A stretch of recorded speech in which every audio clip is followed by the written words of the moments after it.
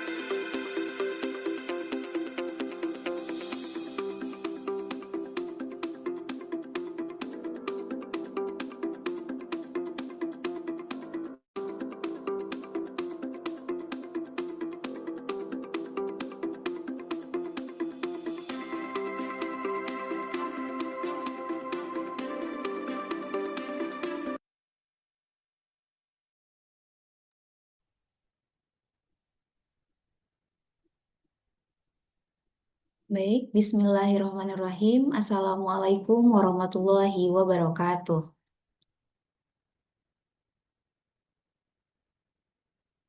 Selamat pagi Bapak Ibu, Salam Om Swastiastu, Namo Buddhaya, Salam Kebajikan, dan salam sejahtera untuk kita semua. Alhamdulillah, puji syukur kita panjatkan kepada Tuhan Yang Maha Esa, karena berkat rahmatnya kita masih dapat berkumpul dalam acara yang berbahagia ini. Kami ucapkan selamat datang dalam webinar hari ini dengan tema yang sangat luar biasa, yaitu strategi digital marketing klinik dari tidak dikenal jadi pilihan utama pasien. Perkenalkan saya Sri Rejeki yang akan memandu jalannya diskusi kita hingga siang hari nanti. Memasuki acara berikutnya yaitu menyanyikan lagu Kebangsaan Indonesia Raya. Kepada Bapak Ibu kami mohon untuk berdiri.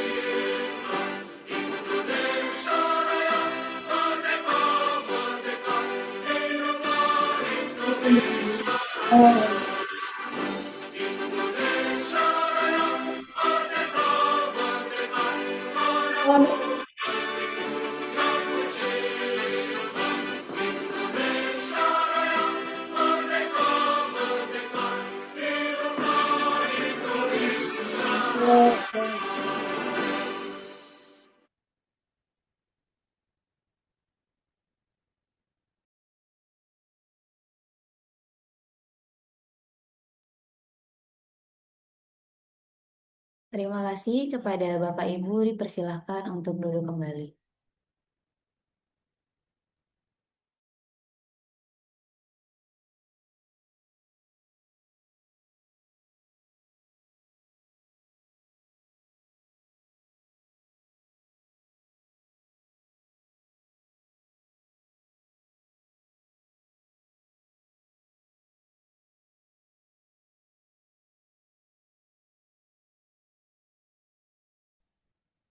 Baik, sebelum memulai, marilah kita menundukkan kepala sejenak untuk berdoa agar kegiatan webinar ini dapat berjalan dengan lancar. Kepada hadirin, kami persilahkan untuk berdoa menurut agama dan kepercayaan masing-masing.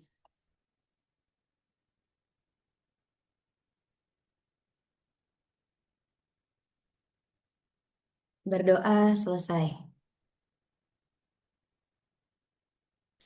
Baik, selanjutnya kita langsung memasuki acara inti, yaitu hari ini oleh Bapak Algoritma Miko, di mana izinkan saya untuk memperkenalkan beliau terlebih dahulu.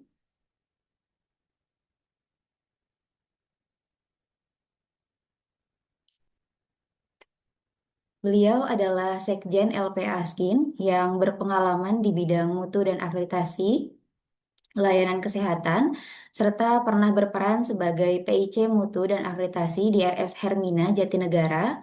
Lalu beliau juga pernah menjadi Ketua K3 dan Manajer Operasional dan SDM Klinik Utama Taradita. Lalu juga beliau juga menjadi dosen tidak tetap di beberapa universitas swasta dan beliau juga pernah menjabat sebagai Sekjen Asosiasi Klinik Indonesia serta saat ini menjadi Surveyor Akreditasi Fasilitas Kesehatan. Pada kesempatan ini, beliau akan menyampaikan materi yang berjudul dengan Digital Marketing, Kunci Sukses Klinik di Era Teknologi. Sebelumnya, izin kita sapa dulu. Pak Miko, apakah sudah ada di ruang Zoom? Oke, terima kasih. Mohon izin untuk suara saya sudah terdengar, Mbak Sri? Baik, sudah terdengar Pak Miko. Kepada Oke, Bapak Miko, kami persilahkan dengan segala hormat. terima kasih. Ya, boleh saya diberi ini co-host ya, mau share materi? Ya,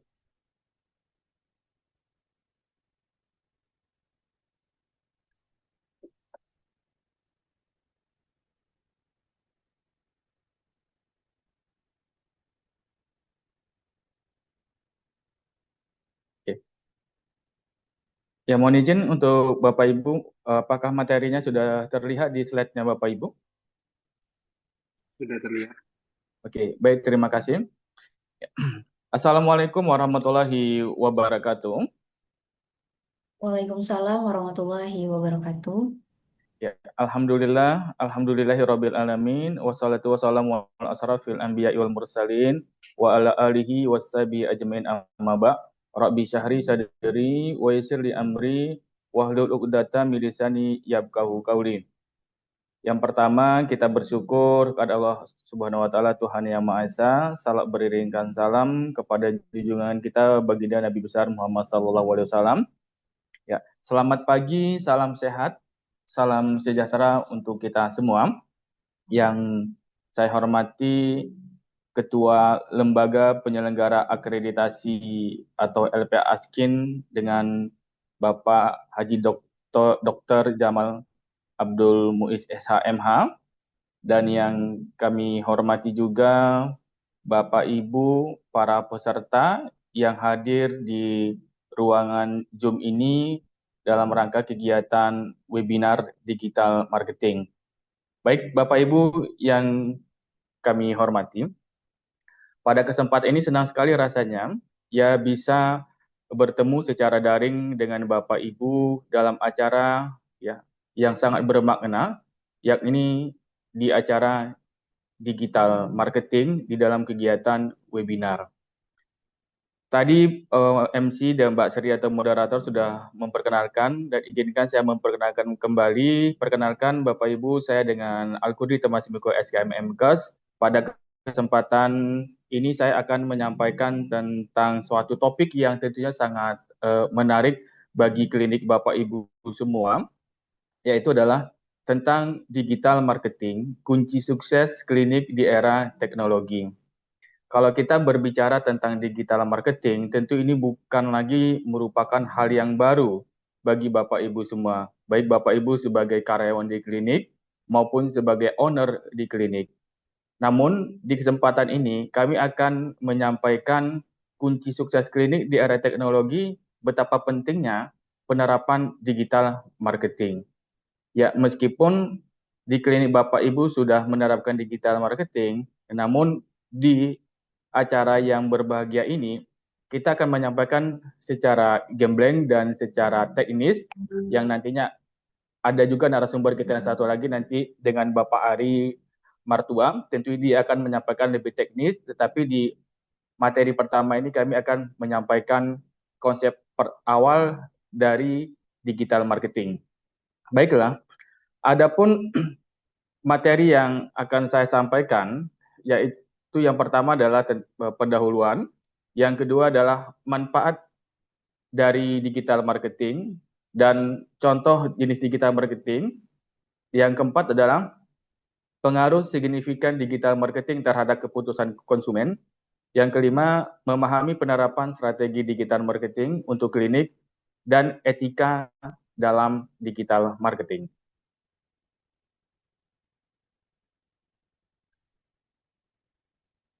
Oke. Materi yang pertama, Bapak Ibu yang kami hormati, sebagai pendahuluan pada pertemuan kita ini, apakah yang dimaksud dengan digital marketing? Ya. Secara pengertian, digital marketing ini adalah pemasaran menggunakan teknologi digital. Bentuk utamanya itu adalah e-marketing, yang mana proses pemasaran itu melalui teknologi komunikasi elektronik. Yang tentunya kalau kita berbicara digital marketing, maka apapun yang dilakukan harus terkoneksi dengan internet.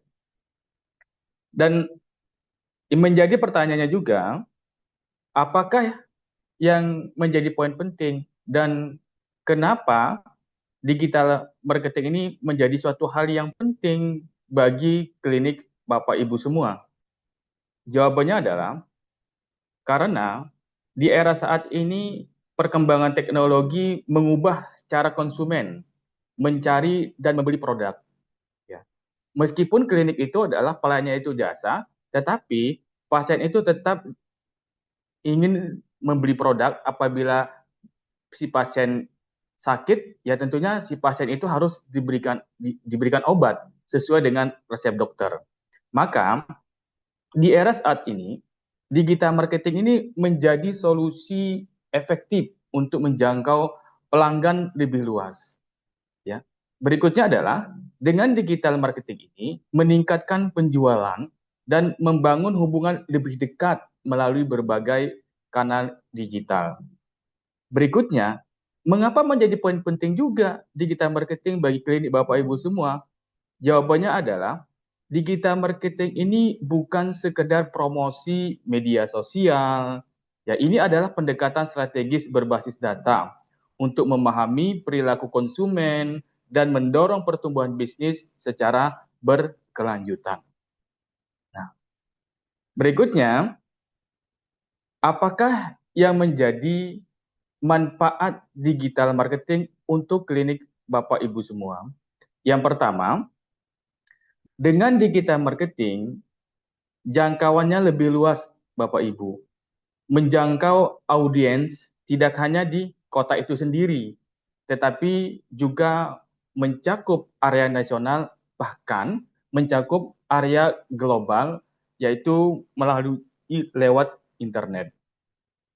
Yang kedua, dengan adanya digital marketing, maka biaya lebih hemat yang diinvestasikan oleh klinik Bapak Ibu semua.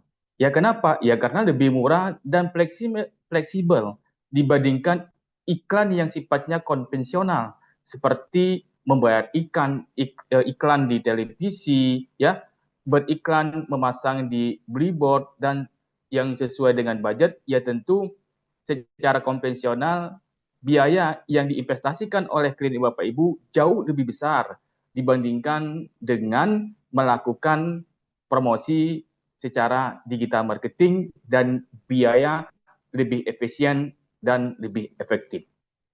Yang ketiga, dengan memanfaatkan digital marketing secara maksimal, nah targetnya itu adalah lebih tepat ya. Kenapa? Ya karena Bapak Ibu selaku pengelola digital marketing dapat menentukan target. Targetnya ini berdasarkan apa? Bapak Ibu bisa menargetkan berdasarkan usia, bisa menargetkan berdasarkan lokasi, berdasarkan minat, hingga perilaku online agar promosi lebih efektif. Berikutnya, manfaat penerapan digital marketing di klinik Bapak Ibu semua, ya, itu hasilnya bisa diukur. Ya dengan apa? Bisa menggunakan salah satu aplikasi yang namanya dengan Google Analytics. Nah, performa kampanye bisa dipantau secara real time klinik ya, pembelian dan tayangan. Ya, ini yang menjadi poin penting manfaat dari pelaksanaan digital marketing. Nah, berikutnya dengan memanfaatkan digital marketing secara efektif, nah, klinik Bapak Ibu semua bisa bisa berinteraksi secara langsung, ya, melalui komentar, kolom chat, ya, DM. Klinik bisa berkomunikasi secara langsung dengan pasien, membangun hubungan dan kepercayaan. Berikutnya, manfaat digital marketing untuk klinik ini bisa membangun brand awareness klinik Bapak Ibu. Nah, konten yang konsisten dan platform digital membantu klinik lebih dikenal oleh kalangan banyak orang. Berikutnya, manfaat dari digital marketing untuk klinik ini adalah fleksibel dan mudah diubah. Nah, jika strategi awal ternyata tidak efektif, maka iklan atau konten bisa segera diubah tanpa harus menunggu lama. Ini yang membedakan dengan marketing yang sifatnya konvensional. Ya, contohnya masa iklan di billboard, masa iklan di televisi. Nah, tentunya untuk melakukan perubahan ya tentu tidak bisa fleksibel dan tidak mudah juga untuk merubahnya. Kalaupun bisa dirubah, tentunya klinik harus mengeluarkan biaya tambahan lagi untuk merubah dalam aspek promosinya. Inilah beberapa poin penting Bapak Ibu semua, manfaat digital marketing untuk klinik Bapak Ibu. Nah, setelah kita memahami, oh ternyata penerapan digital marketing untuk klinik ini ternyata sangat banyak sekali. Maka muncullah pertanyaannya, lalu jenis dari digital marketing ini apa saja? Ya, secara umum tentunya Bapak Ibu sudah memahami, ya, mungkin secara tidak langsung maupun secara langsung sudah paham, oh ternyata digital marketing adalah sosial media dan sebagainya. Nah, namun pada kesempatan yang berbahagia ini kami ingin menyampaikan lebih jelas lagi kepada Bapak Ibu jenis digital marketing. Yang pertama adalah dengan sistem SEO ataupun pemasaran mesin pencarian, ya, mengoptimalkan situs web agar muncul di hasil pencarian Google. Nah, di aspek yang ini juga ada juga yang namanya pemasaran di mesin pencarian yang berbayar, iklan berbayar di mesin pencari. Bisa melalui sosial media marketing, pemasaran media sosial, promosi melalui platform seperti Instagram, Facebook, ya, TikTok dan lain sebagainya. Dan ini juga harus dipahami Bapak Ibu. Mungkin klinik Bapak Ibu mempunyai Facebook, mempunyai digital marketing, mempunyai TikTok. Barangkali karena ketidakpahaman ternyata TikTok yang diregistrasi itu ataupun akun yang dipilih oleh klinik Bapak Ibu itu adalah akunnya bukan akun bisnis, ya. Nah, berikutnya ada konten marketing ataupun pemasaran konten, yaitu membuat artikel, video untuk menarik audiens, email marketing, dan pemasaran afiliasi. Nah, dari jenis-jenis digital marketing ini, Bapak Ibu semua, nah ini kalau tidak ada ilmunya untuk mengkrit secara maksimal, ya tentu ini tidak akan menjadi manfaat juga bagi klinik Bapak Ibu. Nah, tentu dalam mengoperasionalkan jenis-jenis digital marketing yang saya sebutkan ini, tentunya nanti akan disampaikan oleh yang ahlinya, yaitu narasumber kedua kita dengan Bapak Ari Martua. Kenapa? Ya karena beliau lebih concern nanti untuk mengupas lebih jelas bagaimana cara-cara efektif untuk memaksimalkan jenis-jenis digital marketing tersebut. Nah, selanjutnya, wah, terkadang ada pertanyaan seperti ini Bapak Ibu. Waktu saya melakukan visitasi ke beberapa klinik dan mencoba mensepilkan berkaitan dengan teknik ataupun metode mempromosikan klinik dengan cara digital marketing. Ada yang bertanya, apakah iya ada pengaruh antara penerapan digital marketing dengan terhadap keputusan konsumen? Nah, saya mengatakan ya ada, bahwa pengaruh signifikan digital marketing terhadap keputusan konsumen itu jelas Bapak Ibu, ya. Ya, kita secara literasi, saya mencoba mencari beberapa jurnal. Dalam hal ini saya secara random sampling saya mengambil penelitian terdahulu, ya, dalam penelitian DEPI tahun 2023. Nah, di dalam penelitian tersebut, nah, sebagai satu contoh, pada tahun 2018, penelitian yang dilakukan oleh Aldo Mandala Saputra dengan judul penelitian Analisis Pengaruh Digital Marketing terhadap keputusan pembelian tiket pesawat di Traveloka Yogyakarta. Hasilnya apa? Ternyata dari hasil penelitian ini Bapak Ibu ternyata sangat berpengaruh secara signifikan.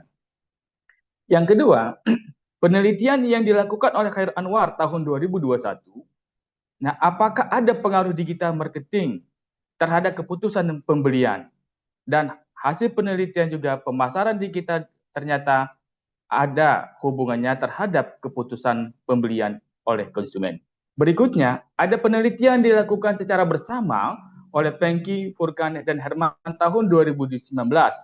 Ini pengaruh AI dan digital marketing terhadap minat beli konsumen ataupun customer, ternyata ada pengaruh yang signifikan terhadap penerapan digital marketing untuk keputusan konsumen. Ya tentunya ini kan menjadi cita-cita klinik. Ini merupakan menjadi cita-cita bagi owner, bagi karyawan yang bekerja di klinik. Bagaimana caranya konsumen ataupun customer itu banyak yang datang ke klinik Bapak Ibu semua.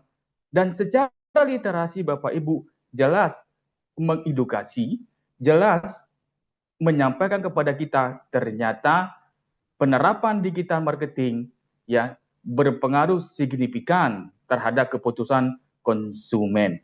Muncullah pertanyaannya, Pak, kami sudah menerapkan digital marketing. Loh, kok jumlah kunjungan pasien kami kok gitu-gitu saja? Tidak ada peningkatan, justru terkadang mungkin dalam tanda kutip malah menurun. Nah, mungkin ada hal yang gap, ada yang miss, ada yang kurang efektif terhadap penerapan digital marketing. Inilah hadirnya kegiatan ini, hadirnya kegiatan digital marketing ini, tekniknya seperti apa, metodenya yang efektif bagaimana, tentu di narasumber yang berikutnya akan menyampaikan secara jelas dan konkret. Selanjutnya, ada beberapa strategi digital marketing untuk klinik. Ini menjadi fondasi awal Bapak Ibu ya. Nah, yang pertama, tentukan target pasien. Nah, apa makna tentukan target pasien ini? Ya, kalau Bapak Ibu dalam mempromosikan kliniknya tentu harus jelas ya target pasiennya ini siapa. Nah, tentukan demografi, usia, lokasi, nah kebutuhan ya ibu, anak, apakah pelayanannya hanya untuk pelayanan kesehatan ibu, pelayanan kesehatan anak, atau hanya untuk kesehatan gigi, atau hanya untuk kesehatan kulit, dan perilaku online. Contoh, ya ini sebagai contoh, menargetkan pasien. Klinik gigi fokus ke usia 20 sampai 40 tahun yang peduli estetika. Ini sebagai contohnya. Yang poin pentingnya adalah ketika Bapak Ibu mempromosikan klinik, maka harus jelas yang menjadi target pasiennya. Yang kedua, klinik Bapak Ibu juga di dalam strategi marketing ini harus membangun ya kehadiran online profesional. Ya, minimal klinik Bapak Ibu harus memiliki website resmi, layanan jadwal booking online, profil Google Map, media sosial aktif, pastikan logo, warna, dan tone komunikasi dan konsisten. Ini harus dikelola secara profesional. Apalagi saat ini, ya masyarakat kita itu tingkat kritisasinya itu semakin meningkat, Bapak Ibu. Sedikit aja tidak profesional dalam pengelolaan, maka akan mengurangi trust, akan mengurangi kepercayaan dari pasien, dan ini menjadi peluang bagi pasien untuk pergi dan pindah ke klinik lainnya.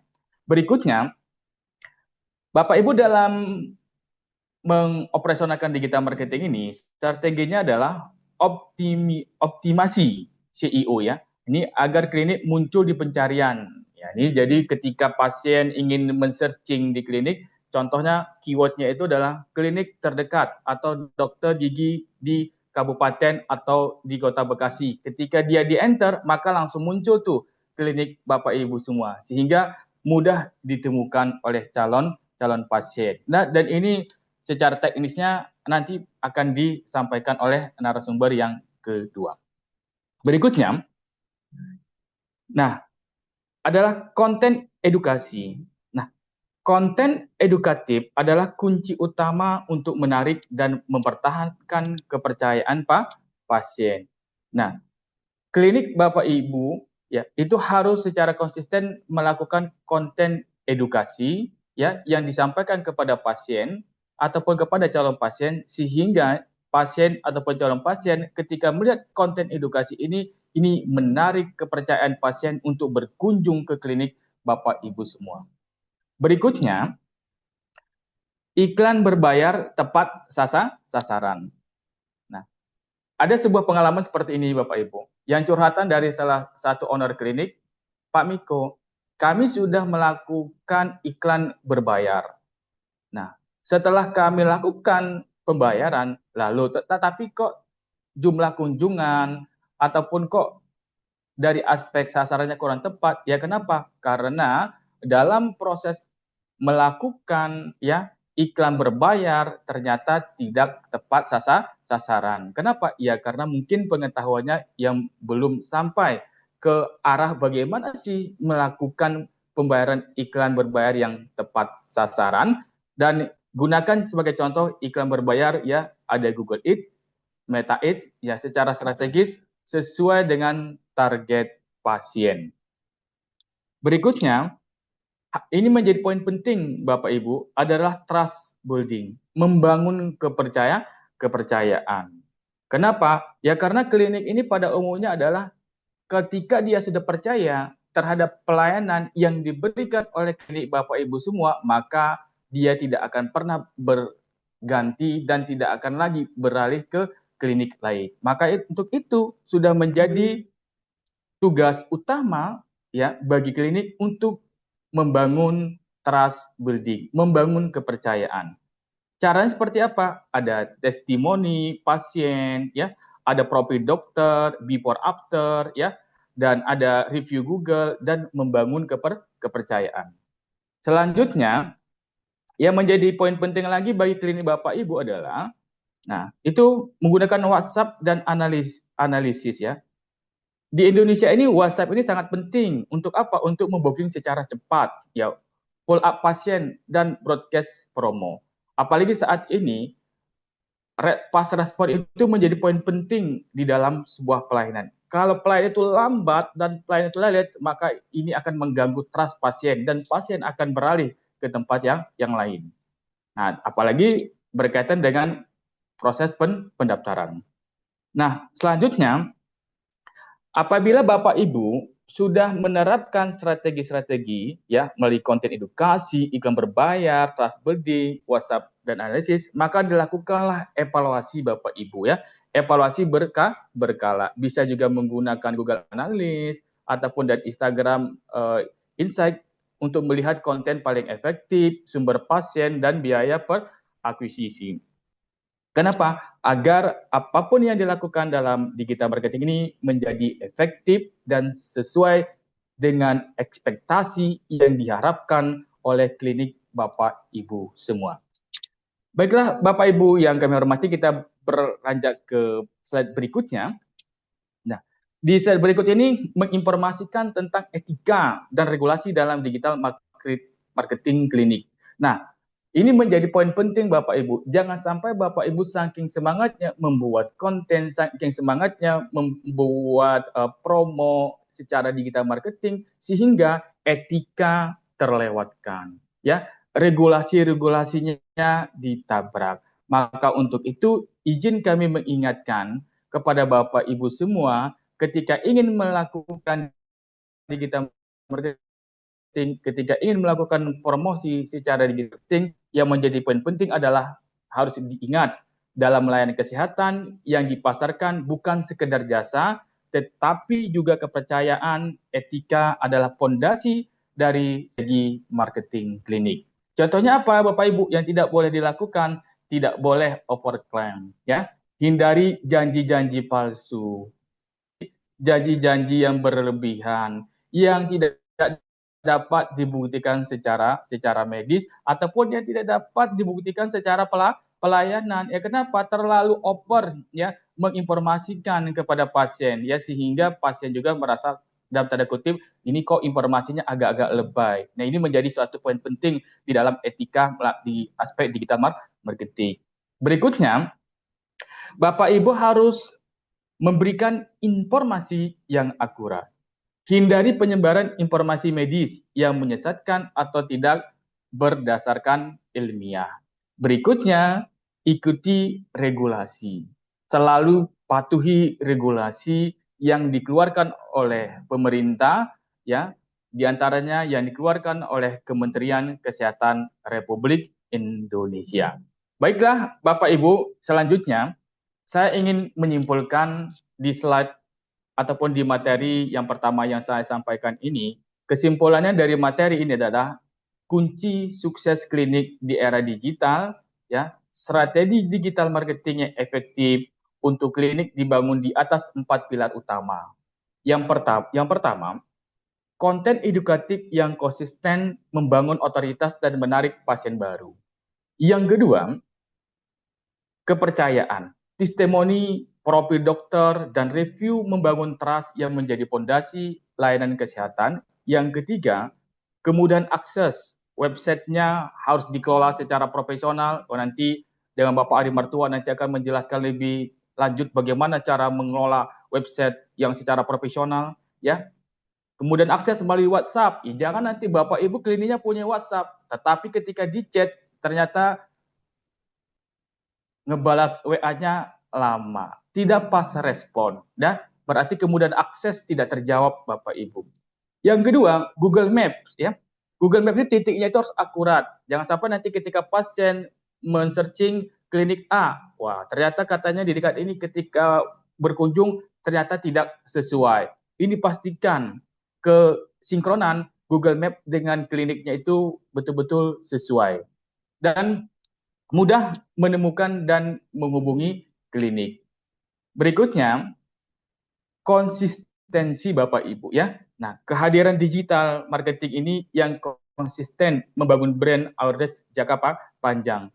Kalau semangat Bapak Ibu dalam mengelola digital marketing ini hanya di awal saja, ya, tetapi tidak dilanjutkan secara berkelanjutan dan konsisten, maka digital marketing ini tidak bermanfaat seperti apa yang saya sampaikan di slide awal. Nah, apabila digital marketing ini menjadi suatu hal yang bermanfaat bagi klinik, sesuai dengan ekspektasi Bapak Ibu harapkan, maka 4 fondasi awal ini tentu harus diterapkan. Yang paling penting adalah konsistensi. Harus konsisten dalam melakukan edukasi, membangun kepercayaan, serta memastikan kemudahan akses yang diterima oleh pasien. Sehingga rumusnya gampang, Bapak Ibu. Kunci sukses klinik di era digital, klinik Bapak Ibu semua, yang pertama edukasi, tambah kepercayaan, tambah kemudahan akses, tambah konsistensi. Baik, terima kasih. Itu yang dapat saya sampaikan, semoga bermanfaat. Dan selanjutnya saya kembalikan kepada moderator. Saya persilahkan kepada Mbak Sri dengan segala hormat. Dan saya akhiri dengan ucapan, wabillahi taufiq wal hidayah. Wassalamualaikum warahmatullahi wabarakatuh. Waalaikumsalam warahmatullahi wabarakatuh. Terima kasih banyak Pak Miko atas pemaparan yang sangat luar biasa. Baik, selanjutnya kita akan memasuki ke aspek teknis dan pengalaman pelanggan, di mana nanti akan disampaikan oleh pemateri kedua kita, yaitu Bapak Ari Martua, BSc MBA. Dan sebelum itu, izinkan saya untuk memperkenalkan beliau terlebih dahulu. Oke, baik. Baik, beliau adalah lulusan S2 MBA di Tanri Abeng University dengan IPK 4,00 dan merupakan lulusan terbaik valediktorian saat menempuh studi S1 Sistem Informasi. Dan saat ini beliau juga menjabat sebagai Integrated Operation Manager di Johan Garage dan juga memiliki pengalaman luas sebagai manajer pemasaran dan komunikasi termasuk di Yayasan Pendidikan POSI serta pernah menjadi konsultan di FHCL BUMN. dan juga beliau merupakan CEO founder dari Rembuk Pemuda serta memegang puluhan sertifikasi digital marketing internasional. Baik, sebelum itu kita sapa dahulu untuk pemateri kita. Halo Pak Ari, apakah sudah hadir? Halo, selamat pagi. Iya, Baik, apakah sudah terdengar Pak Ari? Maaf. ya, terdengar jelas. Oke, baik. Baik, kepada Pak Ari saya persilahkan dengan segala hormat. Baik, terima kasih sebelumnya moderator dan selamat pagi teman-teman owner klinik, pengurus klinik yang saya banggakan dan terima kasih sebelumnya saya sampaikan kepada pihak Askin atas sesi yang dihadirkan pada pagi hari ini untuk produktivitas yang lebih maksimal bagi seluruh pelaku usaha di Indonesia khususnya di bidang klinik. Ya, jadi singkatnya, saya juga izin perkenalkan diri. Saya Ari Martua yang basicnya adalah fokus di meningkatkan visibilitas, meningkatkan kesempatan dan memperdalam serta mempertajam bagaimana brand perception hadir untuk meningkatkan trust visibility Bapak dan Ibu sekalian. Saya punya pengalaman untuk meningkatkan banyak akun, banyak usaha melalui usaha-usaha digital marketing. Di sini saya akan sedikit berbagi bersama Bapak dan Ibu.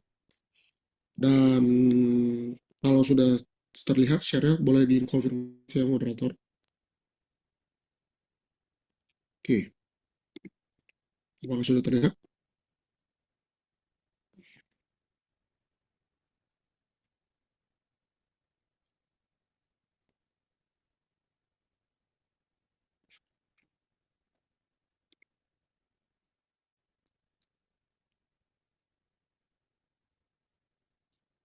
Oke, Bapak Ibu, apakah sudah terlihat atau harus sekarang?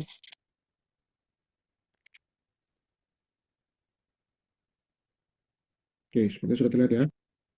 Oke, jadi kita sekarang akan belajar mengenai blueprint untuk meningkatkan kepercayaan digital.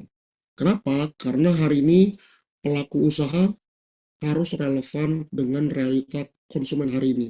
Bukan konsumen yang mengikuti pasar, tapi pasar yang harus mengikuti konsumen, kemauan konsumen. Itu adalah mindset pertama yang harus kita pahami bersama Bapak Ibu. Pasar atau klinik atau pelaku usaha harus mengikuti behavior konsumen.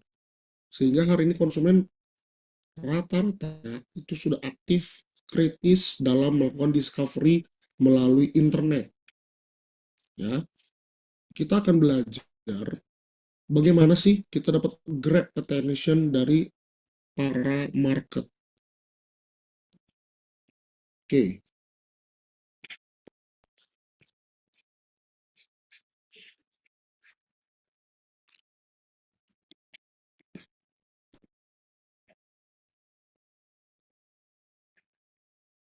sebentar Bapak.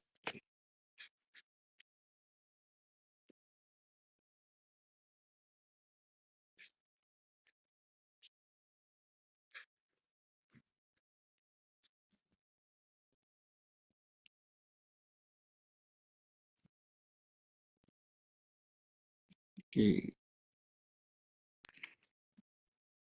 Pertanyaan pertama yang ingin saya sampaikan dalam mengantarkan materi ini adalah arsitektur digital marketing itu sama dengan marketing konvensional.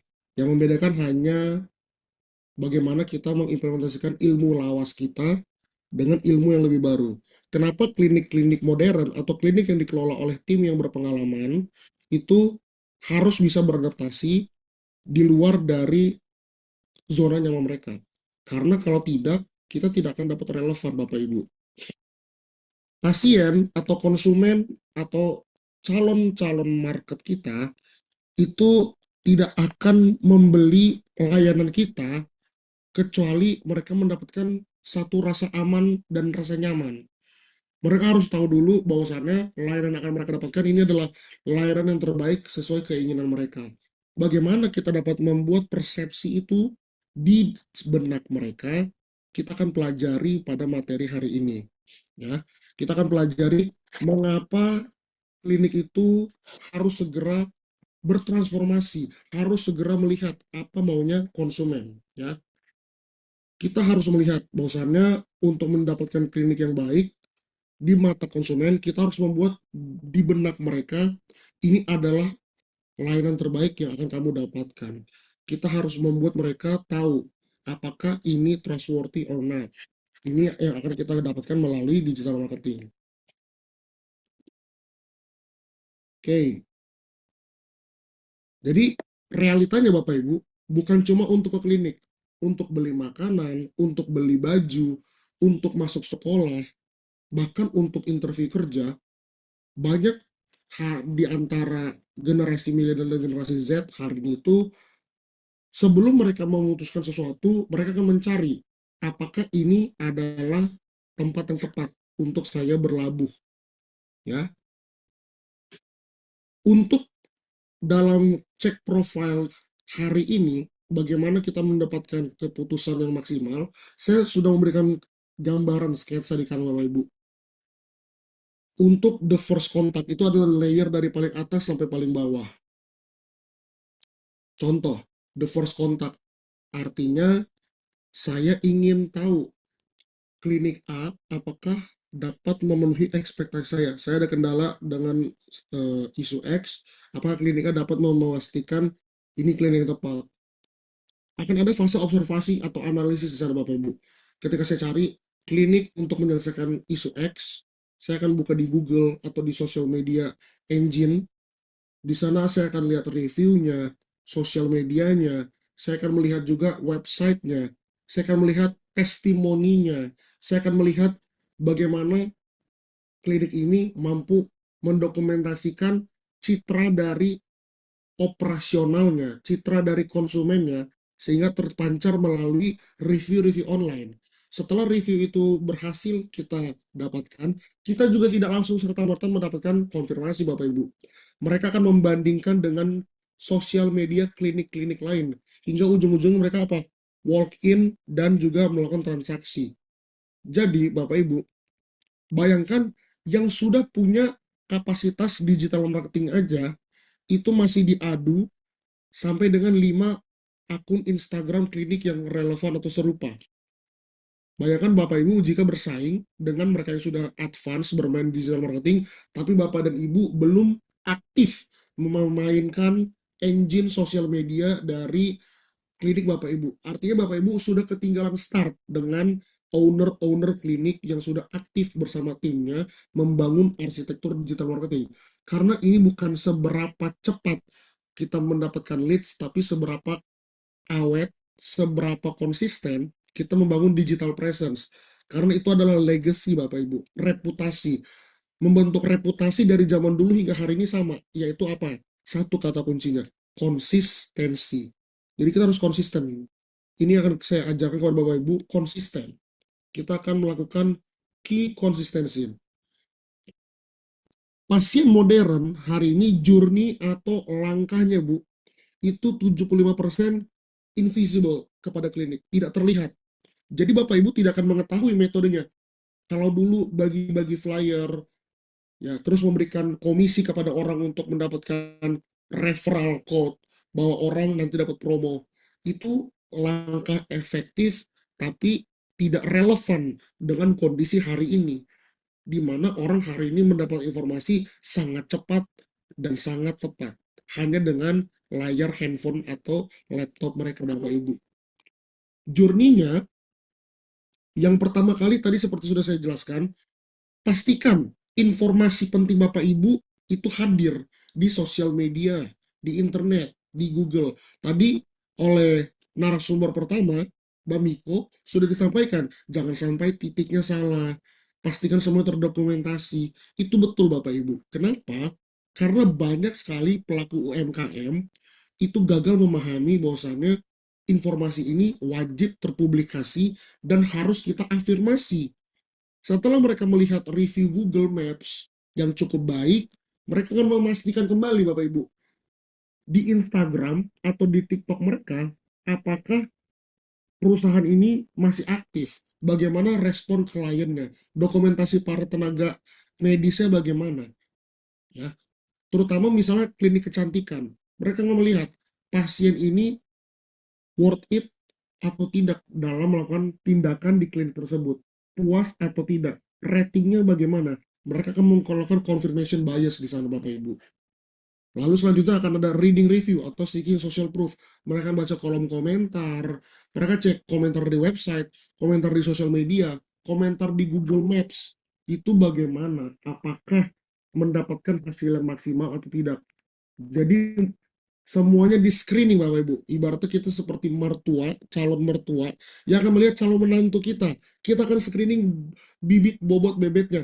Ini apakah sesuai dan layak dengan kita? Baru mereka akan melakukan apa? Decision making. Nah, untuk langkah selanjutnya setelah mereka mengetahui itu, ini adalah perbandingan yang sudah saya membuat komparasi Bapak Ibu. Dulu rekomendasi orang itu sangat penting. Tapi di era hari ini, rekomendasi itu baru starting point. Contoh, teman-teman kalau mau bikin sosial media, itu harus bersama orang yang tepat. Namanya si X misalnya.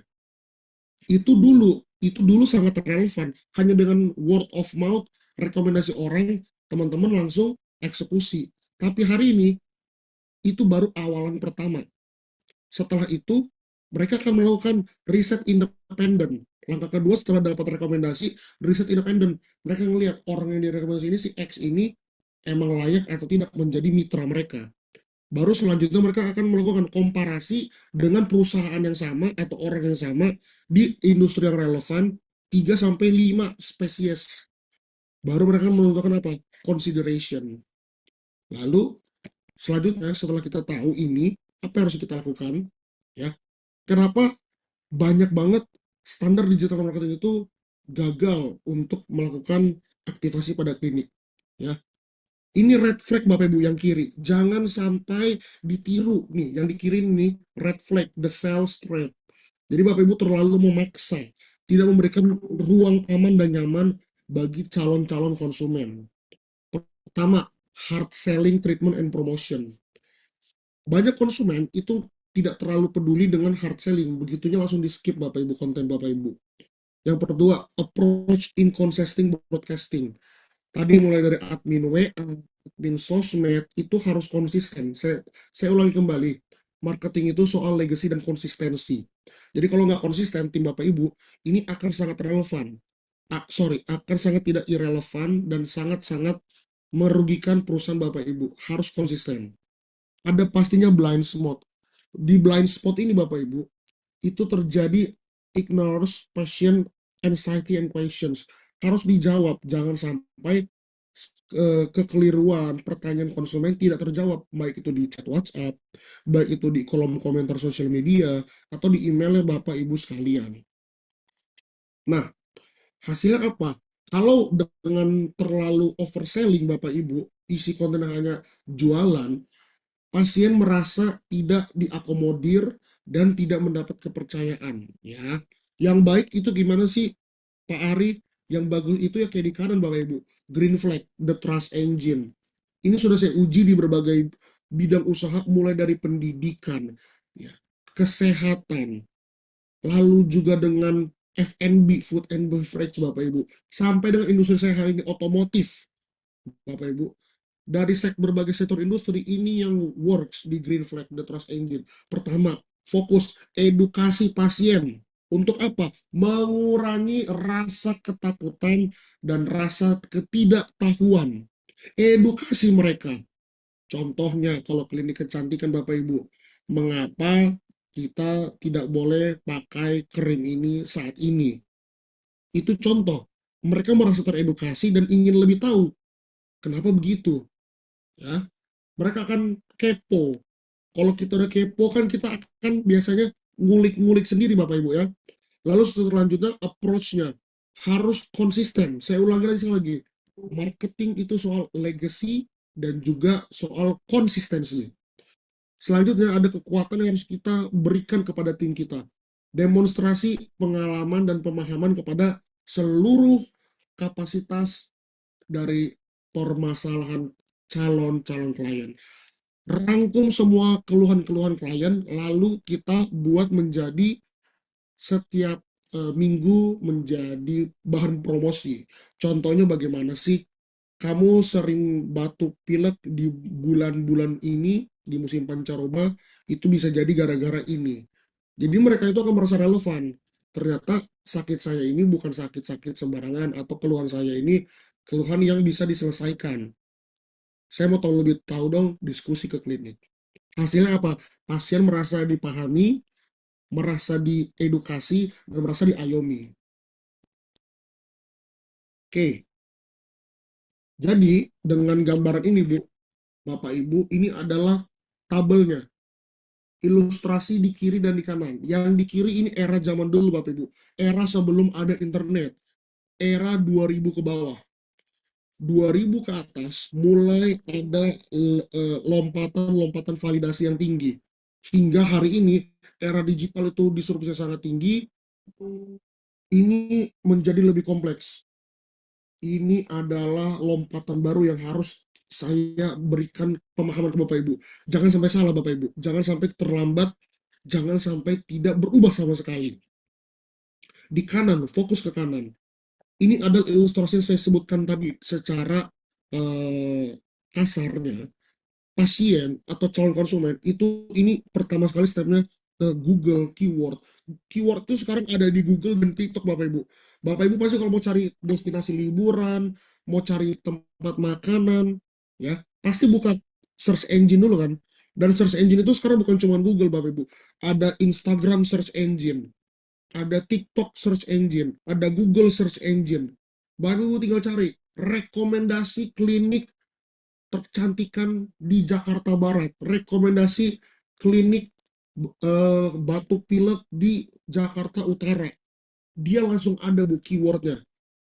Langsung di ranking, mana yang paling banyak divisit orang-orang secara organik, mana yang iklannya menghasilkan.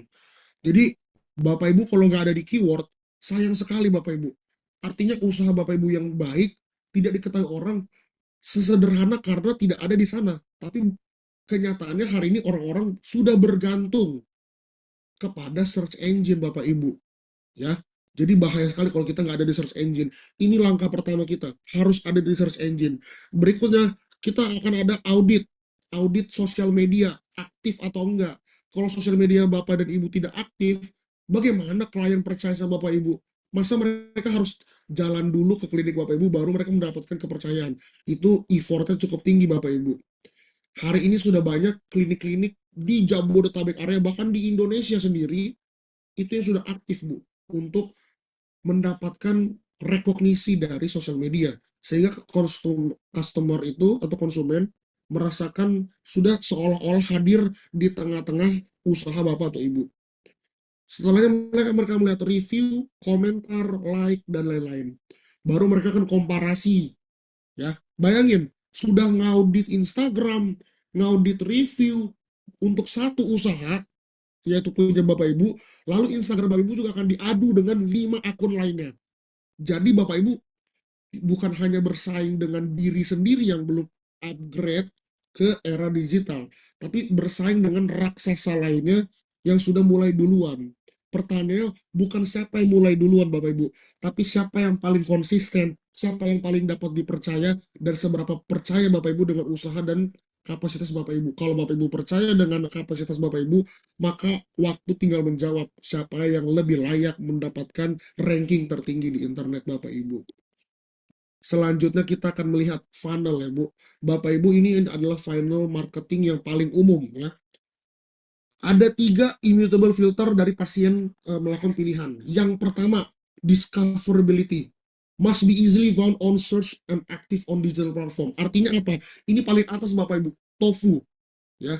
Top of funnel, paling atas. Jadi kalau klinik Bapak Ibu akan tidak diketahui di internet, tidak diketahui di sosial media, jangan harap banyak calon customer itu bakal datang atau merekomendasikan klinik Bapak Ibu. Yang kedua, credibility, ya. MIFU, middle of funnel. Must project a professional image, clear education, and consistent activity. Artinya apa? Setiap hari harus ada story Bapak Ibu. Bagaimana dokter-dokter di sana atau tenaga ahli di sana bekerja, bagaimana operator di sana menyambut pasien, bagaimana situasi keramaian atau situasi sedang melakukan treatment di klinik Bapak Ibu itu direkomendasikan dilakukan publikasi ya. Lalu yang terakhir ada apa? Relevance. Konten harus memberikan pasien itu kesimpulan-kesimpulan dan juga ilmu-ilmu baru sehingga mereka mendapatkan yang namanya kepercayaan dari konten Bapak Ibu untuk masuk ke klinik Bapak Ibu. Pilar pertama yang wajib tadi sudah saya sampaikan, easy to find. You must appear in active searches, oke?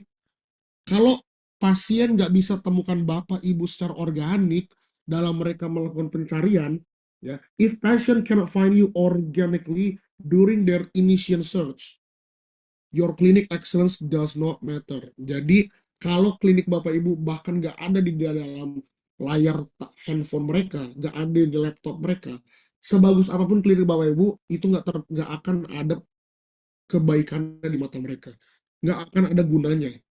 Ya, Bapak Ibu memberikan treatment free ABC, promo ABC, kalau mereka nggak tahu promonya apa, ya nggak bakal ada yang bakal datang ke klinik Bapak Ibu.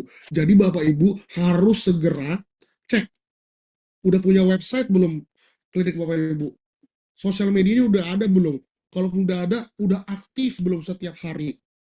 Bapak Ibu, di industri-industri yang sudah saya bantu, itu mereka satu hari upload 2 konten, bayangin dalam 7 hari ya mereka itu minimal upload 6 hari dikali 2 postingan, artinya sudah ada 12 konten satu hari dikali 1 bulan sudah ada 48 konten. Itu di luar Instagram story Bapak Ibu ya, minimal 48 konten.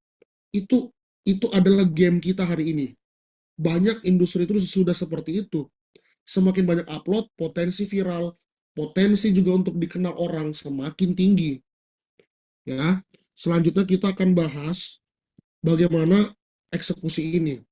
Pilar kedua, convincing presence. Pasien itu pastinya harus melakukan riset independen untuk melihat skill dari klinik Bapak Ibu. Daripada mereka melakukan hal-hal yang tidak relevan, mereka pasti akan melakukan ini. Mereka cek visual dari sosial media Bapak Ibu, estetik atau tidak. Ya. Konten-kontennya edukasional atau tidak, reviewnya bagaimana. Mereka akan lihat, mereka akan melakukan relaksasi tindakan melalui testimoni-testimoni yang Bapak Ibu publikasikan. Jadi testimoni itu sangat-sangat wajib ada. Jangan sampai nggak ada Bapak Ibu. Selanjutnya deep relevance. Karena konten-konten yang tadi Bapak Ibu publikasikan, bagaimana mereka puas, bagaimana klinik Bapak Ibu itu mampu untuk layak mendapatkan solusi dari permasalahan klien Bapak Ibu, mereka akan mendapatkan apa? Connect, cocok nih klinik buat saya harus masuk ke klinik dia.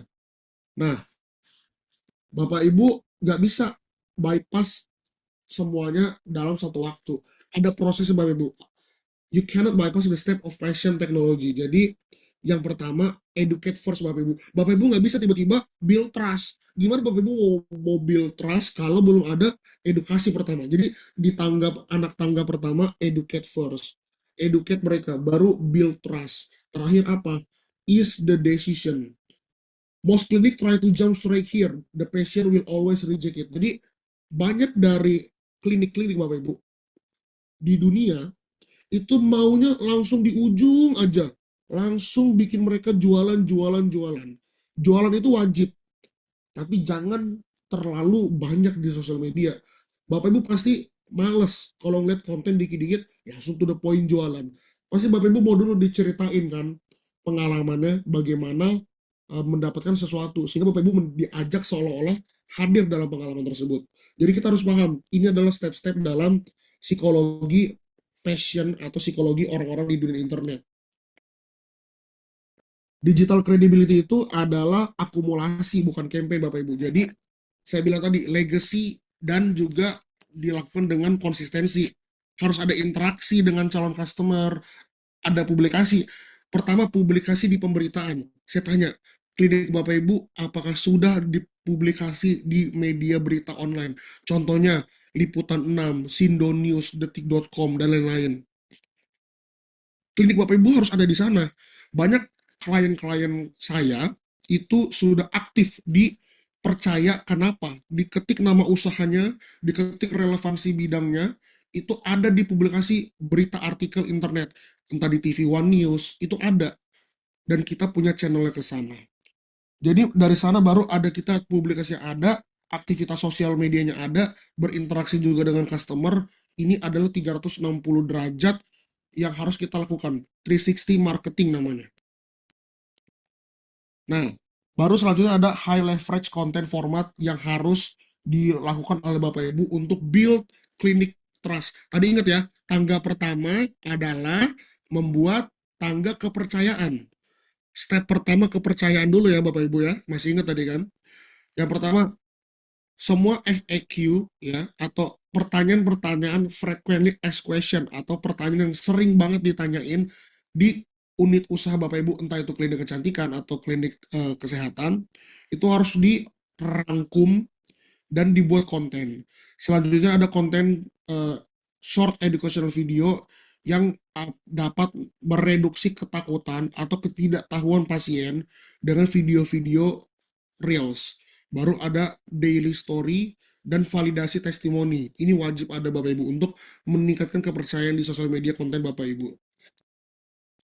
Selanjutnya, konten yang terbaik, the best content is not the most polished, it is the most consistently seen.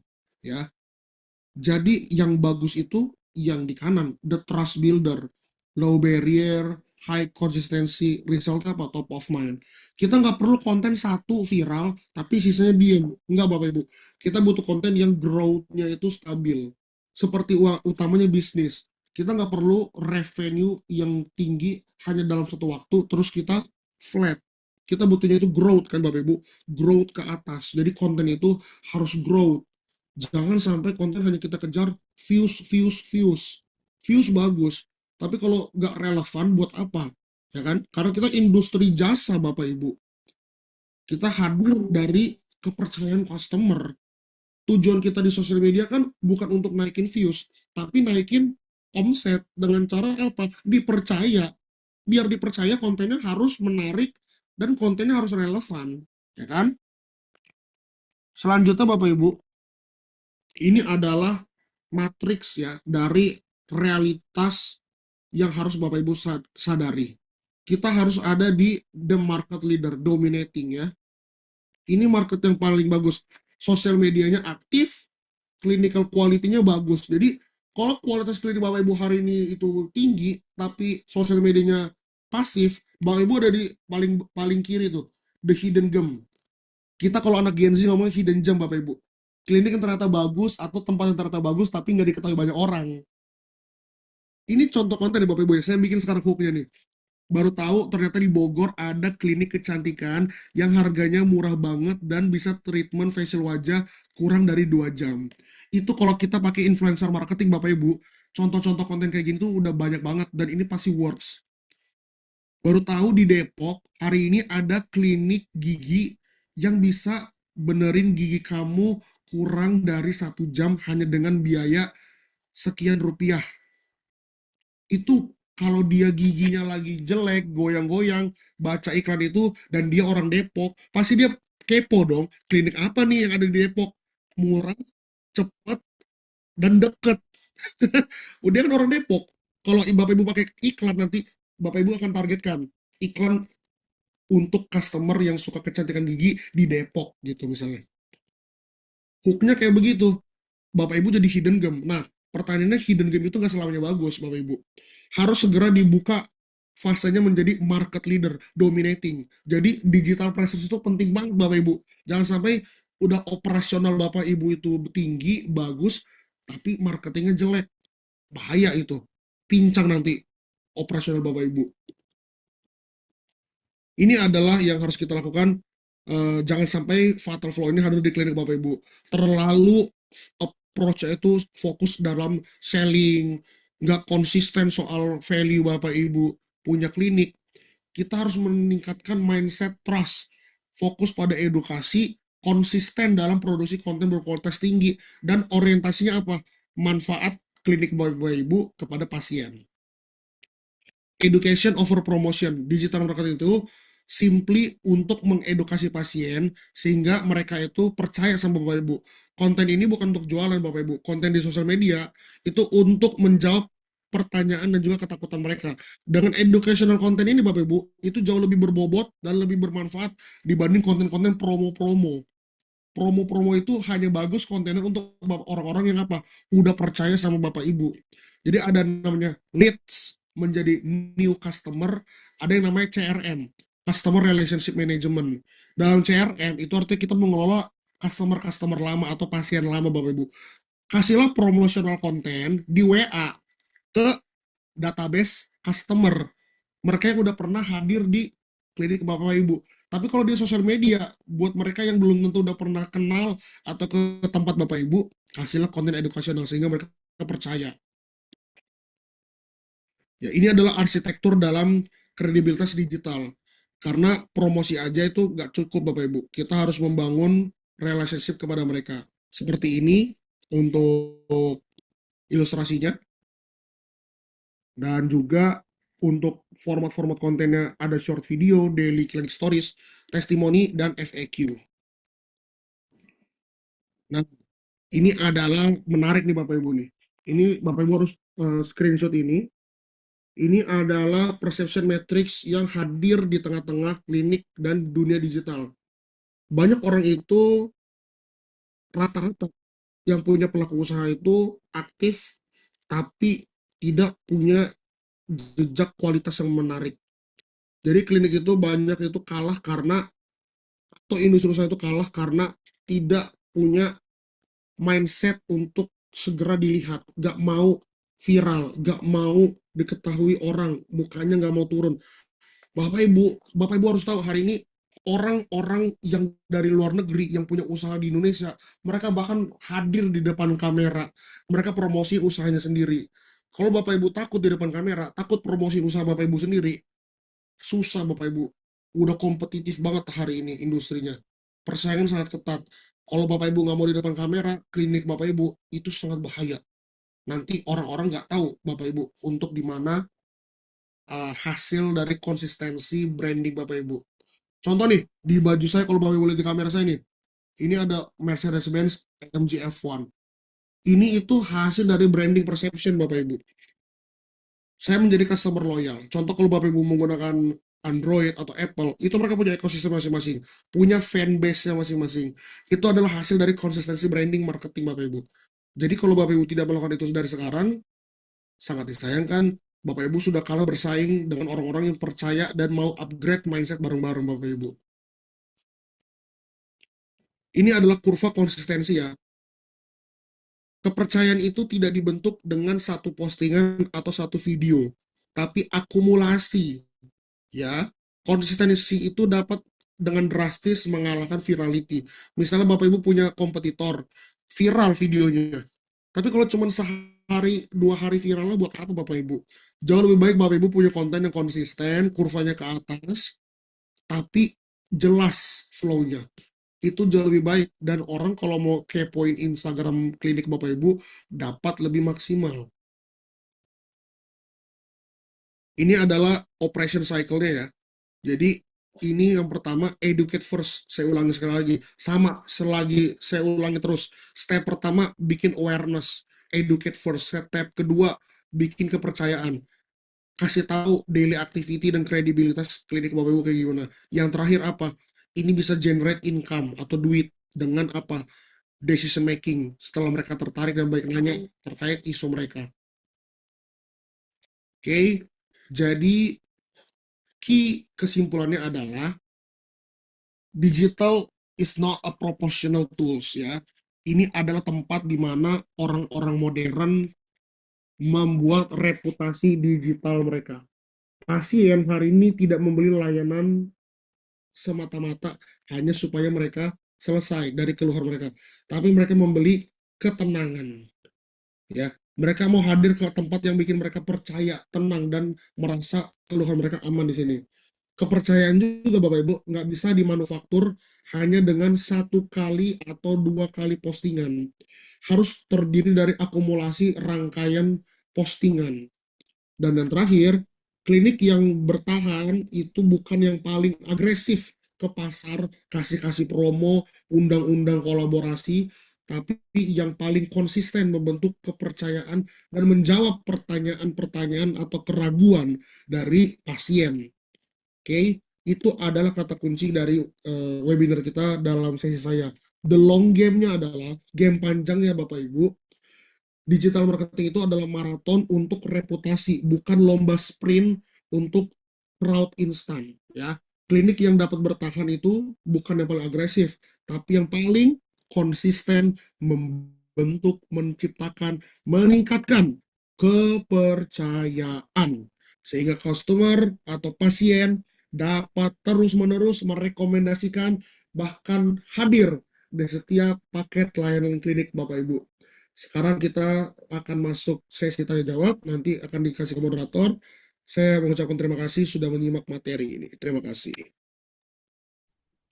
Baik, terima kasih banyak Bapak Ari atas pemaparan yang sangat luar biasa. Baik Bapak Ibu, selanjutnya adalah sesi diskusi. Kepada Bapak Ibu yang ingin bertanya, harap menggunakan fitur raise hand atau bisa melalui chat di room chat. Dan nanti ditunjukkan kepada siapa Bapak Ibu ingin bertanya. Baik, sudah ada pertanyaan dari Pak Hudi Permadi. Mohon izin Bapak, ini untuk pertanyaannya ditujukan kepada siapa?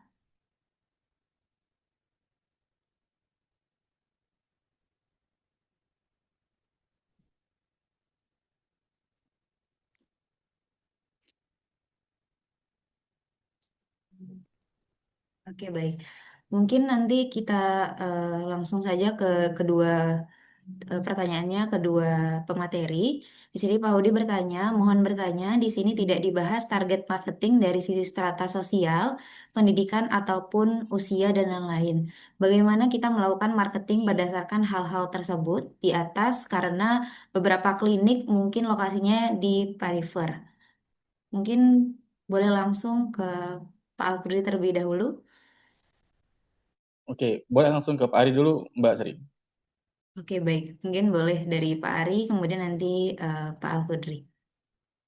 Baik, suara saya terdengar Kak? Terdengar, Pak? Izin. Ya, oke. Pertanyaannya tadi dari Mas Hudi Permani ya. Oke, jadi begini Pak. Kenapa belum saya sampaikan di sini? Artinya Bapak sepertinya di antara banyak pendengar kita pada pagi hari ini, Bapak udah punya kapasitas nih terkait digital marketing. Saya suka. Ini hadir seminar ini atau webinar ini tuh untuk mereka-mereka yang bahkan belum percaya harus shifting ke era digital, ya kan? Sekarang target marketnya gimana? Saya mau tanya dulu supaya lebih relevan. Izin Pak, klinik Bapak adalah klinik yang bergerak di bidang apa Pak? Kalau boleh tahu, biar dua arah boleh kalau mau komik atau di chat.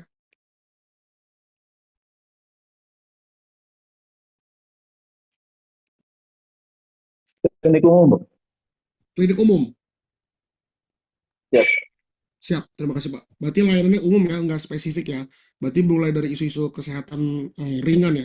Mungkin berarti vaskes tingkat 3 berarti Pak ya. Betul nggak? Satu, Tingkat berapa? tingkat satu, tingkat satu. Tingkat 1 ya. Vaskes tingkat 1. Baik. Eh, Perifier ini kan artinya area yang berada di pinggiran kota atau di luar pusat aktivitas utama kan Pak. Jadi yang pertama, saya kalau boleh tahu Bapak area di mana Pak? Perifier Pak, spesifiknya. Tadi Kerawang. Karawang Pak ya. Nah, kalau saya menjadi konsultan Bapak atau memberikan rekomendasi ke Bapak, Pak, sekarang seperti ini Pak. Yang pertama kalau di Karawang, pahami target marketnya jangan sampai ke Jakarta, Karawang dan sekitar. Ya. Yang pertama set ads itu adalah kita yang pertama nih Pak, sosial media organik dulu. Jangan pernah beriklan dulu kalau sosial media kita aja nggak aktif. Aktivasi dulu behavior orang Karawang. Orang Karawang itu sukanya kalau mau konsultasi ke klinik kayak gimana. Mereka lebih lebih suka contoh gimana? Gak usah jauh-jauh Pak.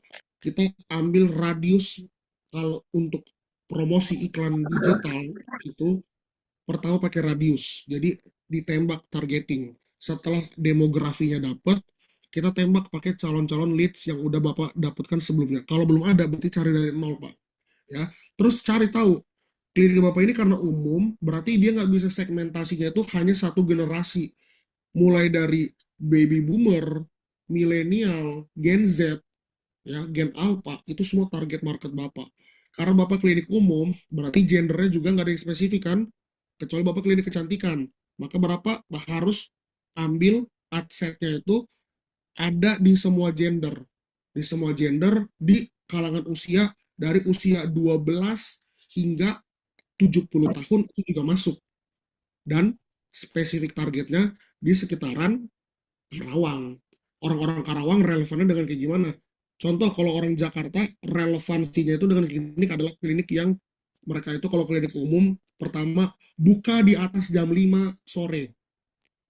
Kalau di bawah jam 5 sore masih kerja Bapak Ibu. Contoh hooknya begini, capek-capek pulang kerja mau berobat tapi puskesmas sudah tutup. Tenang aja, klinik A adalah solusinya. Kita buka sampai jam 10 malam untuk menunggu dan mendengarkan semua keluhan kesehatan kamu. Nah, kalau klinik Bapak Ibu ternyata relevansinya itu tidak cocok dengan yang di Jakarta, cari tahu orang-orang di Karawang itu butuhnya apa. Ya, butuhnya apa orang-orang di Karawang? Itu adalah hook pertama Bapak Ibu.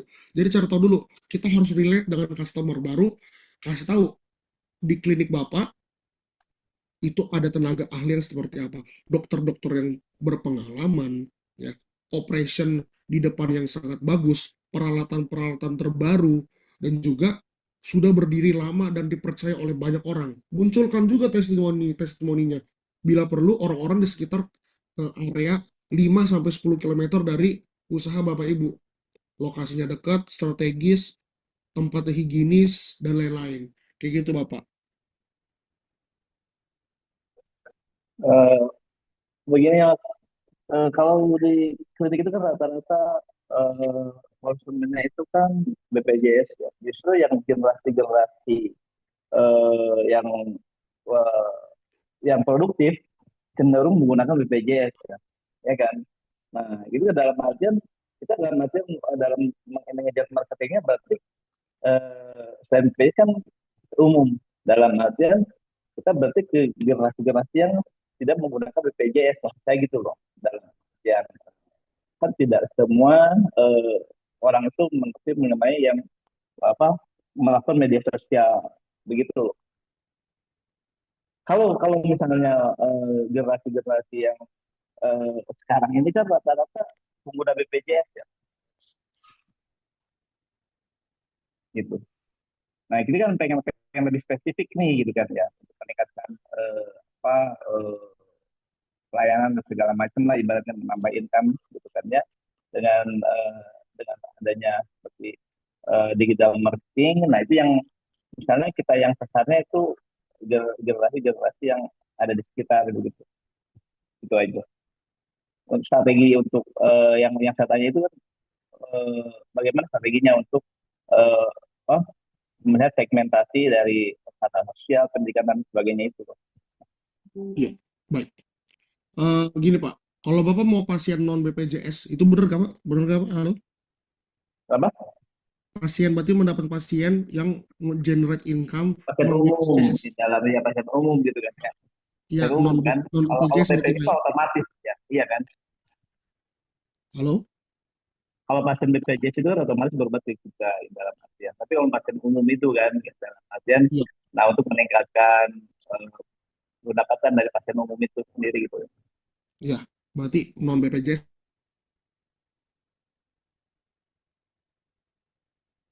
Iya, maksudnya pasien umum kan? iya, Oke, iya Pak. Tadi lagi Pak, saya sampaikan tadi Pak. Pertama, Bapak kliniknya udah ada website belum Pak? udah, tapi nggak Udah ada aktif website, kayaknya. udah ada CS juga Pak. Ada, Udah ada CS. Aktif Pak melakukan CRM broadcasting. nggak kayak itu. Nah, orang-orang premium Pak, orang-orang premium itu ada paket yang namanya CRM broadcasting. Mereka cari tahu bagaimana keluhan-keluhan dari customer existing. Ya, setelah itu kalau dari sosial media, saya bilang tadi Pak, tangganya ada 3 step Pak. Bapak nggak bisa dapat customer premium tapi tanpa ada reputasi yang jelas. Klinik Bapak bagus, tapi kalau klinik Bapak tidak diupdate berkala sosial medianya, even website-nya, website itu harus ada blog Pak. Website izin ada blog Pak. Enggak. Nah, penting banget website itu ada yang website itu pakai fitur blog Pak. Blog ini adalah isi pikiran dari dokter, tenaga ahli atau pengurus dari klinik Bapak sendiri.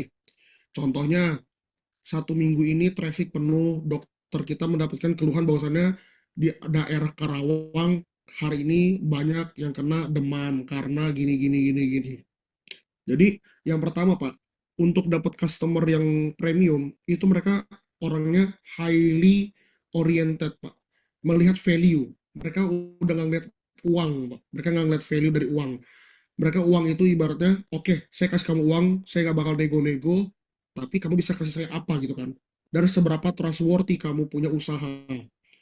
Bapak harus bisa tunjukkan itu di online digital presence. Tapi karena Bapak klinik umum, ini game changernya adalah Bapak bahkan bisa dapat kepercayaan dari customer BPJS dan non BPJS sekaligus dengan sosial media.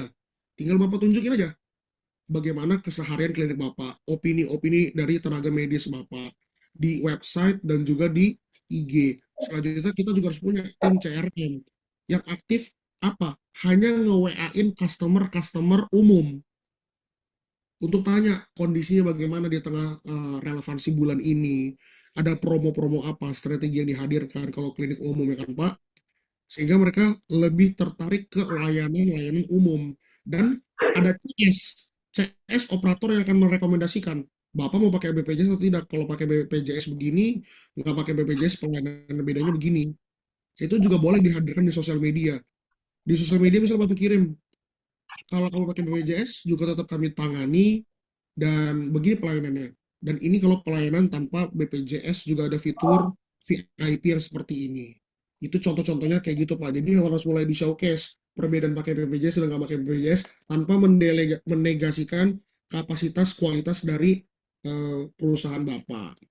Jadi main value-nya ke sana sih Pak. Yang pertama harus kita hadirkan digital presence-nya diaktifasi terus. Kalau Bapak merasa digital presence-nya udah aktif, ya berarti tinggal dispesifikkan targetnya, yaitu dengan melakukan aktivasi kembali ke customer-customer yang sudah existing atau konten-kontennya lebih mengarah ke orang-orang yang produktivitasnya tinggi. Dengan contoh, kalau Bapak kliniknya umum, orang yang pasti premium bawa mobil dong, ya kan? Bawa mobil, terus kakinya pegel, punggungnya ini kayak kegeser-geser, suka pusing, pulang kerja bawa mobil, bisa jadi keluhannya ini loh Bapak Ibu. Bapak bikin konten kayak gitu aja, Bapak sekarang buka di Google, kontennya begini di TikTok. Suka pusing setiap pulang kantor bawa mobil, solusinya apa? Bapak ketik kayak gitu aja di TikTok search. Kalau muncul kompetitor Bapak Ibu di wilayah lain, itu artinya winning konten buat Bapak Ibu. Bapak Ibu kalau mau grab orang-orang premium, maka targetnya orang-orang premium. Orang yang bawa mobil, orang yang kerjanya kantoran, orang yang kerjanya di pabrik-pabrik besar. Cari tahu pain mereka itu apa. Jadi untuk bikin konten sosial media, tim konten Bapak Ibu harus tahu pain dari calon customer Bapak Ibu itu apa. Orang-orang premium, painnya itu ya satu, waktunya terbatas, kedua, mereka juga mobilitasnya tinggi, sehingga dari dua ini aja, Bapak cari tahu aja bagaimana bisa relevan ke rata-rata permasalahan kesehatan. Bapak izin Bapak pengelolanya juga atau dokter sekaligus juga Pak? Saya pengelola. Nah, Bapak tinggal diskusi sama tim Bapak yang dokter. Dok, orang-orang premium itu keluhannya rata-rata apa sih?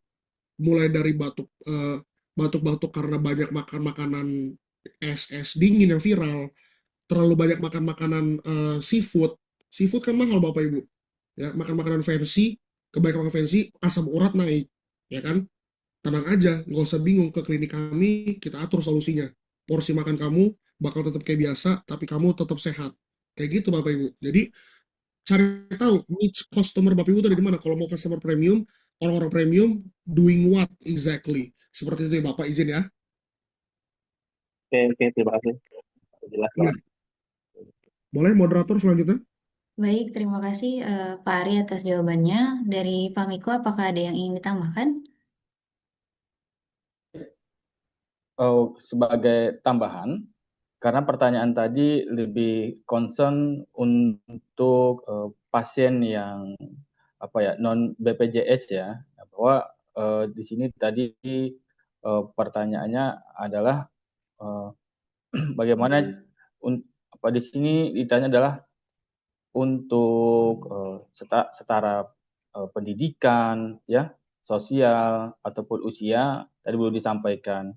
Nah, yang menjadi poin pentingnya ya untuk pasien-pasien di klinik yang berkaitan dengan penentuan strata sosial, pendidikan ataupun usia, maka ini memang harus dikelompokkan. Ya kenapa? Karena kalau yang namanya kita pengelola klinik, tentunya database pasien ya untuk yang data sosialnya, data pendidikan ini, dan usia ini harus dikelola Bapak Ibu. Karena bagi saya punya pernah berkunjung ke suatu klinik dan berdiskusi dengan salah satu ownernya, dan di klinik ini datanya itu sangat komprehensif, datanya sangat banyak sekali. Tetapi yang menjadi weakness-nya, yang menjadi kelemahan dari pengelola klinik ini, data yang sangat banyak ini tetapi tidak dikelola secara signifikan. Sebagai satu contoh ya, di strata pendidikan di suatu wilayah, di lingkungan klinik itu, di RW itu ada klinik A. Nah, di klinik A itu ternyata di semester pertama jumlah kunjungan pasien itu dari tingkat pendidikan itu ternyata lebih banyak tingkat pendidikannya itu secara 80% itu adalah pendidikan dari tingkat menengah ke bawah, ataupun bisa dikatakan adalah dari tingkat SD sampai ke SMA. Maka di sini kita harus bisa membuat suatu intervensi. Berarti ternyata masyarakat di wilayah klinik saya ini adalah pendidikan yang berubah semester pertama ini adalah pendidikan menengah ke bawah. Maka untuk aspek promosinya, baik itu secara digital marketing maupun secara konvensional, nah itu bahasanya disesuaikan dengan jumlah kunjungan masyarakat. Jangan menggunakan bahasa-bahasa yang pendidikan yang menengah ke atas. Supaya apa? Supaya informasi ini benar, edukasi yang seperti disampaikan oleh Pak Ari tadi bisa dipahami oleh pasien, bisa dipahami oleh masyarakat. Dan berikutnya berkaitan dengan usia juga sama, dikelompokkan. Nah, di semester pertama itu, nah yang paling banyak yang berobat ke klinik ini dia rentang usianya di usia berapa? Bila perlu ditambahkan lagi ya jenis kelaminnya. Sehingga apa? Ini memudahkan apa? Memudahkan pesan yang kita sampaikan kepada pasien itu dapat diterima, dapat dipahami sehingga trust pasien kepada klinik itu semakin lebih baik lagi. Mungkin itu saran konkretnya adalah kita punya data konkret, kita punya data yang banyak di klinik. Mari sama-sama kita kelola dengan baik. Dari data itu kita jadikan sebagai informasi. Dari informasi ini kita up ke media dan menjadi nilai tambah dari aspek edukasi kepada masyarakat untuk mendapatkan trust untuk klinik Bapak Ibu semua. Itu sebagai tambahannya Mbak Sri. Terima kasih. Baik, terima kasih Pak Miko atas jawabannya. Pak Hudi, apakah sudah jelas untuk pertanyaannya? Sudah terjawab? Sudah, Mbak. Makasih, Mbak. Baik. Mungkin selanjutnya kita beralih ke yang raise hand terlebih dahulu. Tadi ada Pak Rifki, boleh kepada Pak Rifki kami persilahkan untuk bertanya. Pak Rifki?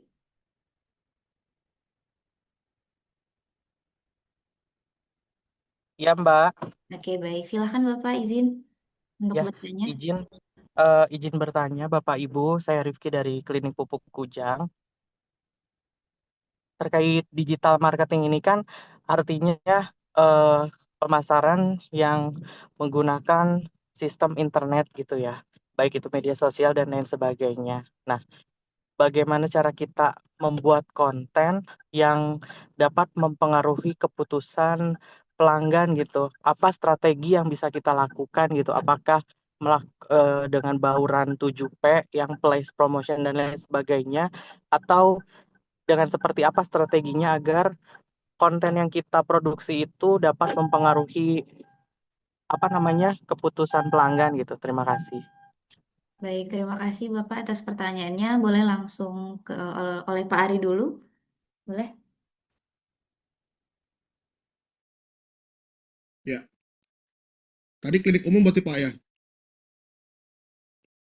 Oke, jadi 7P itu juga bagus ya. Sebenarnya semua metode itu nggak ada yang jelek Pak ya, tapi yang paling penting tadi, ingat Pak, saya itu selalu utarakan build trust. Jadi konten yang menarik itu adalah konten yang relevan. Cari pain point. Pain point itu paling penting. Pain point itu adalah eh, langkah awal untuk relevan, relate dengan Bapak Ibu. Contoh nih, contoh pain point yang pasti nih kaget saya. 100 orang owner klinik atau manajemen klinik itu hadir di webinar hari ini. Itu saya aja kaget Bapak Ibu. Karena apa? Judulnya simple. Strategi digital marketing klinik, ya. Itu kan judulnya strategi digital marketing dari tidak dikenal jadi pilihan utama pasien. Artinya Bapak Ibu kan pain point-nya, Bapak Ibu hari ini strategi digital marketing yang tidak diketahui dan belum dikenal dan belum jadi pilihan utama pasien. Bapak Ibu harus tahu dulu pain point-nya. Bersama tim sosial media atau konsultan sosial media, Bapak Ibu harus tahu pain point-nya apa. Kalau klinik kecantikan, cari tahu winning produknya apa. Kalau klinik umum, cari tahu, tanya dokter Bapak Ibu. Atau tanya farmasi Bapak Ibu, obat apa yang paling banyak laku. Dokter tanya dokternya, dok, pasien datang ke sini dari database, rata-rata paling banyak sakit apa? Dan paling cepat sembuh sakit apa?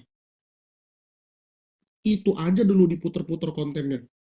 Baru kita main ke yang lain. Mulai dari fitur-fitur, kelengkapan alat, kelengkapan dokter, pencapaian dokter, kehebatan farmasi Bapak Ibu. Ya, jadi fokusnya itu bukan sesuai dengan template, tapi hadir dengan relate. Hari ini konten yang terlalu ribet Bapak Ibu, itu nggak akan relevan. Konten yang relate itu adalah konten-konten yang dapat menjawab pertanyaan-pertanyaan customer. Jadi fokusnya itu dengan edukasi yang relate. Jangan sampai Bapak Ibu hanya terfokus pada konten-konten yang penting viral, yang penting estetik, nggak gitu. Bapak Ibu harus tahu pain point-nya. Tadi sudah disebutkan kan, Bapak Ibu punya database. Ya, punya database, cari marketnya mau yang premium, yang BPJS atau non BPJS, ya. Cari penyakitnya paling banyak apa. Setelah itu rata-rata kendaraannya apa. Pendapatannya kalau boleh tahu berapa sih gitu kan. Ya, Bapak Ibu tanya deh. Terus Bapak Ibu pikirin dari penyakit-penyakit yang paling umum ini treatmentnya berapa lama? Bisa nggak diselesaikan di kita? Itu, kalau itu Bapak Ibu bisa ketahuin, Bapak Ibu sekarang udah tahu niche konten Bapak Ibu. Bapak Ibu bisa mikir, yang paling banyak sakit lansia di klinik saya berkaitan dengan kesehatan tulang. Edukasi soal kesehatan tulang. Harus ada dari 7 hari, minimal 4 hari bahas tulang-tulang. Osteoporosis, mulai dari skoliosis, atau apapun itu, bahas bagaimana lansia harus begini-begini, dan lain-lain.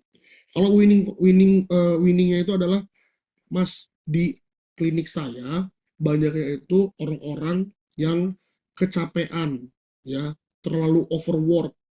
Berarti bahas konten-kontennya mulai dari ngantor lembur sampai jam 10 malam, nggak ada istirahat, jam 7 pagi udah masuk kantor lagi, imun menurun, bingung solusinya gimana, tapi besok harus ngantor lagi. Nggak usah bingung, ke klinik kita aja konsultasi 1 jam, kita kasih boosting untuk meningkatkan imun tubuh kamu. Itu kan cocok untuk refernya tuh para eksekutif muda, pendapatannya juga cukup berkelas, dan nggak ada waktu untuk mikirin apa solusi buat tubuhnya. Jadi cari pain point-nya dulu sih Kak. Baru kita bisa bilang konten-konten yang bagus itu kayak gimana. Karena kalau kita cuma bahas fokus ke 7P, itu udah ketinggalan zaman formatnya. Dan sekarang yang terlalu kaku dan baku malah nggak diterima oleh customer. Gitu sih, Kak. Thank you. Baik, terima kasih Pak Ari atas jawabannya.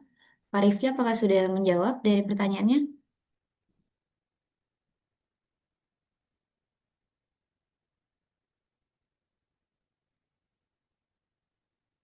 Oke, baik, kita lanjut ke di room chat. Di sana ada pertanyaan dari Bapak Heri dari Klinik Taman Firdaus. Kepada Pak Ari, apakah ada referensi buku terkait digital marketing, Pak?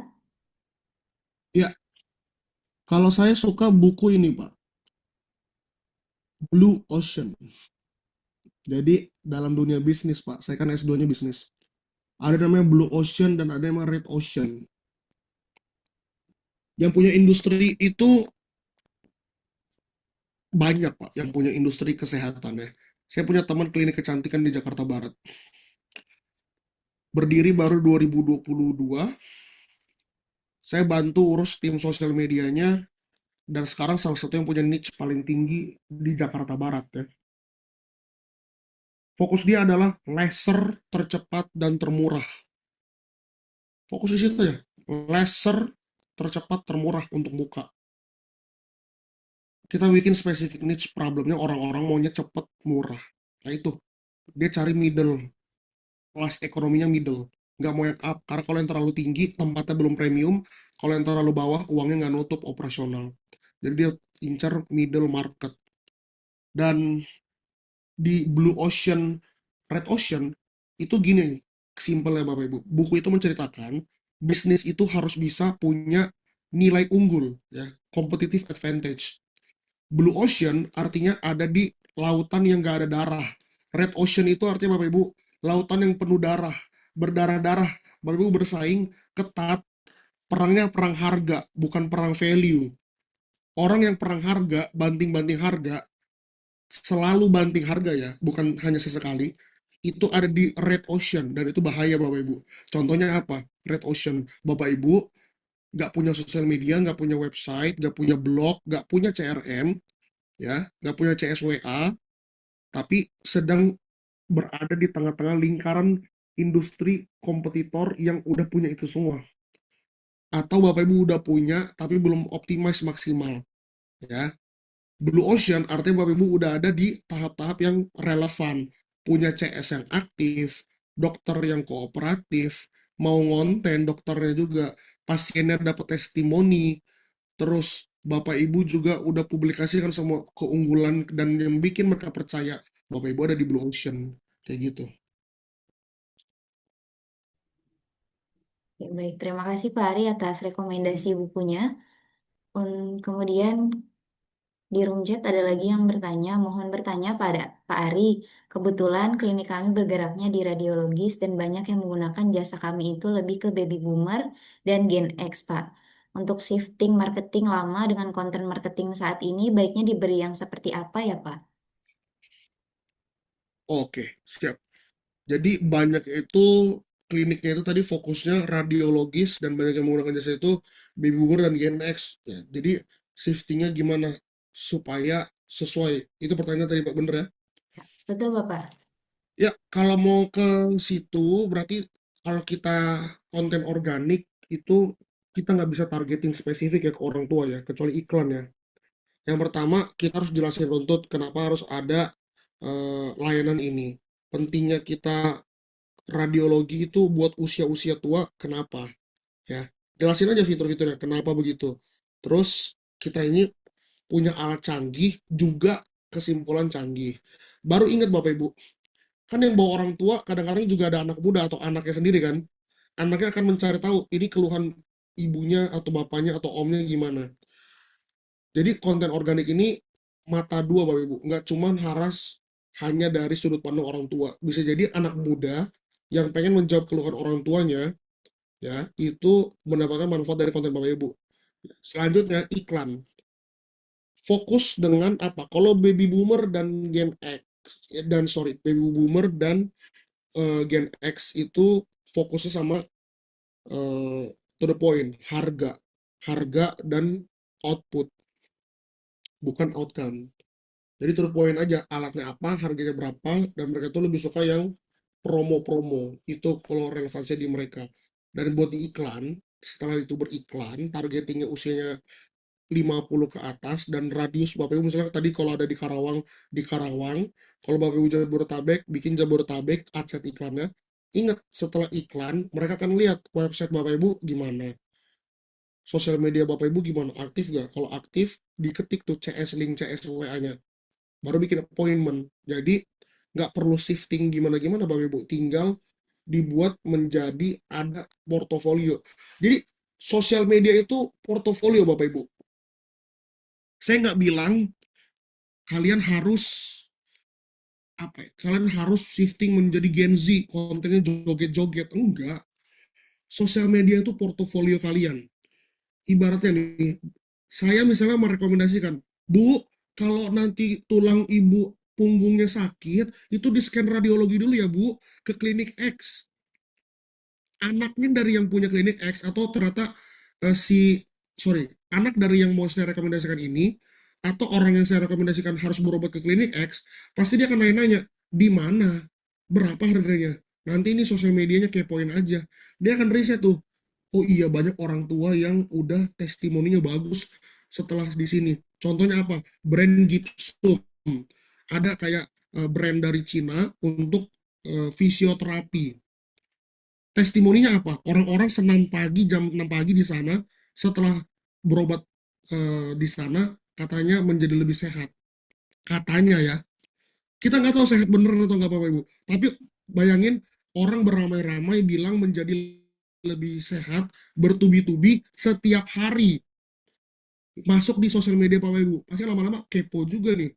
Boleh juga lah kita coba nih kan. Jadi sosial media itu adalah portofolio kita. Bayangin CV Bapak Ibu ada di mana-mana. Dan diulang terus-menerus dan dibicarakan terus-menerus. Nah, itulah yang akan kita hadapi. Sosial media ini adalah portofolio untuk orang prosesnya cek. Kalau Bapak Ibu tadi ingat materi saya, sosial media itu hadir untuk apa?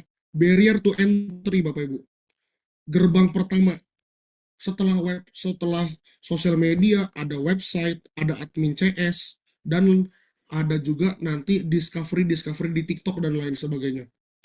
Baru dia akan deep dive, bandingin sosial media klinik Bapak Ibu dengan klinik lainnya. Baru dia akan tentukan pilihan. Jadi kalau Bapak Ibu mau bertarung, pastikan Bapak Ibu ada di arena. Jangan sampai ternyata klinik Bapak Ibu nggak ada di arena. Nggak bisa diadu nanti sama klinik-klinik lainnya. Gitu Bapak Ibu. Baik, terima kasih Pak Ari jawabannya. Selanjutnya mungkin ini masih berkaitan dengan testimoni Pak. Ada pertanyaan dari Dokter Wiwi. Eh, Pertanyaannya ke Pak Ari, seringkali ragu untuk meminta testimoni pasien untuk ditayangkan menjadi konten. Apakah perlu persetujuan tertulis agar menghindari tuntutan di masa depan? Bagaimana Pak? Pertanyaan boleh dibacakan ulang? Oke, baik. Seringkali ragu untuk meminta testimoni pasien untuk ditayangkan menjadi konten. Apakah perlu persetujuan tertulis agar menghindari tuntutan di masa depan, Pak? Betul, betul banget. Tim internal itu harus paham SOP ya. Jadi contoh di perusahaan F&B, Bapak Ibu mau kasih review sama produk makanan kita, Bapak Ibu nanti akan dapat kode promo. Bapak Ibu akan dapat layanan gratis 1X gitu misalnya. Tinggal diuji misalnya, Bapak Ibu izin, kita lagi mau melakukan promosi, kebetulan ada banyak pasien yang mengalami keluhan serupa seperti Bapak Ibu. Kita pengen orang di luar sana yang kebingungan sakit Bapak Ibu itu seperti apa, agar datang ke sini dan cepat sembuh. Kalau Bapak atau Ibu bersedia untuk menjadi talent dari konten kami secara jujur, kami akan memberikan kupon di mana Bapak Ibu free treatment 1 kali atau mendapatkan potongan diskon sebesar sekian. Itu jauh lebih efektif Bapak Ibu dibanding Bapak Ibu ngasih diskon ke orang random. Gitu Bapak Ibu. Ya, baik. Terima kasih Pak Ari jawabannya. Mungkin ada satu pertanyaan lagi nih dari Kita ambil dari Bapak Robi yang raise hand, boleh? Pak Robi dari Klinik Mitra Kondangan. Halo, Assalamualaikum.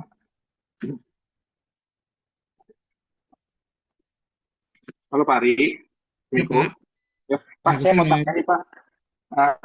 Saya kan sudah jalanin promosi dari promosi online secara hanya teks dengan konten-konten dan sekarang itu ke tahap promosi paid ya Pak, berbayar. Nah, ada dua proyek yang sudah saya jalani nih Pak. Nah, yang satu itu saya merasa goalsnya tercapai dari beberapa ada yang pasien DM dan langsung larinya ke WhatsApp untuk bertanya promosinya. Cuman yang satu itu masih mandek Pak, masih belum jalan, belum ada feedback langsung ke WhatsApp saya. Nah, bagaimana ya Pak caranya mensajikan ke owner kita bahwa postpaid itu harus terus berlanjut Pak, karena targetnya ada, namun masih belum tercapai untuk saat ini. Jadi tidak bisa langsung terpotong, Pak. Jadi bagaimana cara meyakinkan agar postpaid itu terus berjalan karena postpaid itu kan harusnya sih bisa jadi apa ya portofolio kita juga untuk bahan promosi juga ya, Pak ya. Itu bagaimana caranya ya Pak kira-kira untuk meyakinkannya? Ya, terima kasih. Eh, jadi Bapak Ibu, ini menarik ya. Ketika ada satu simulasi yang gagal karena udah paid ads ya, Hmm, betul. pertama kita nggak bisa langsung mengeneralisasikan ini gagal. Kita lihat dulu. Saya harus tahu dulu Bapak, klik rate-nya bagaimana. Yang salah itu campaign-nya, kontennya, atau iklannya. Bapak pasti punya tim advertiser kan? Kita harus cek, tanya sama dia. Klik rate-nya gimana? CTR-nya gimana? Kontennya langsung di skip atau enggak? Ya, orang tertarik atau enggak? Masuk leads atau enggak? Ya, biaya berapa CPL-nya? Cost per leads-nya berapa? Ya, baru ntar kita ngecek customer acquisition value-nya berapa. Nah, jadi Bapak, untuk kita dapatkan jawaban Bapak Ari, apakah ini harus kita stop? Bagaimana cara meyakinkan? Saya sebagai owner atau sebagai manajer marketingnya atau lead of marketingnya, saya akan tanya dulu sama advertiser saya. Lead marketing yang benar itu tidak akan berlindung di balik kesalahan, tapi melihat solusi ke depan. Oke, ini boncos. Ini belum ada hasil. Langkah selanjutnya, memang iklannya yang gagal atau kontennya yang gagal? Coba ganti konten dulu. Masih sama nggak? Kalau tetap sama, artinya materi konten iklan ini nggak menarik. Ubah. Karena iklan yang baik itu hadir dari konten yang sesuai. Gitu, Bapak Ibu. Jadi, jangan serta-merta kita menyerah. Tapi, yakinkan mereka dengan analisis dulu. Jadi, jangan cuma ngomong, jalanin dulu aja, Pak. Nanti juga ketemu hasilnya. Itu bukan solutif, Bapak. Itu namanya kita masih gambling. Minimal kita bawa data dulu. Bapak, izin, campaign pertama seperti ini hasilnya. Sudah bakar uang segini. Saya ada solusi kalau masih mau dilanjut, dan saran saya dilanjut dengan testing konten lain. Kenapa testing konten lain? Karena click-to rate-nya segini. CAC-nya segini. Kita Bapak di campaign yang lain berhasil sampai ke WA dan konversi sales. Jadi, kalau yang ini aja berhasil, kalau yang ini gagal, saya mau coba, ini gagal karena apa, Pak? Biar ini jadi pembelajaran bagi tim kita. Seperti itu, Bapak.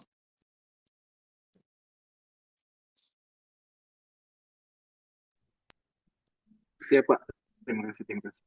Terima kasih, Bapak. Baik, terima kasih Pak Ari atas jawabannya serta Pak Miko. Mohon maaf Bapak Ibu sekalian, dikarenakan keterbatasan waktu, maka untuk sesi tanya jawab kita akhiri sampai di sini. Terima kasih banyak kami ucapkan kepada Bapak Ibu atas pertanyaan-pertanyaannya dan antusiasnya. Selanjutnya kita akan melakukan sesi foto bersama. Dimohon untuk Bapak Ibu dapat menyalakan kameranya terlebih dahulu.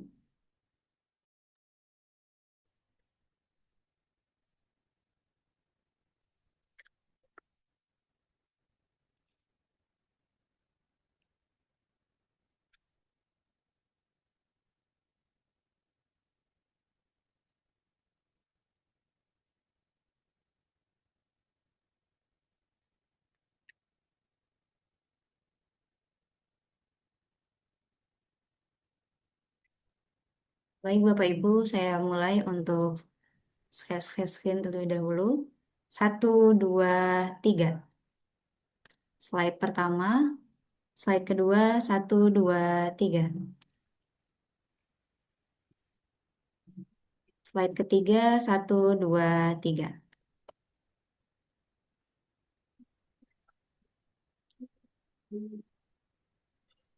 Baik, demikian rangkaian webinar kita hari ini. Saya Sri Rejeki pamit undur diri. Untuk link absensinya akan kami kirimkan.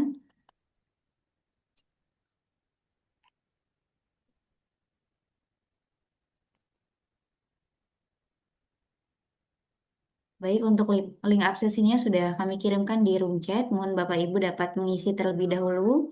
Kami ucapkan terima kasih banyak atas partisipasinya. Saya akhiri wabillahi taufiq hidayah. Wassalamualaikum warahmatullahi wabarakatuh. Terima kasih banyak Bapak Ibu. Waalaikumsalam. Terima kasih.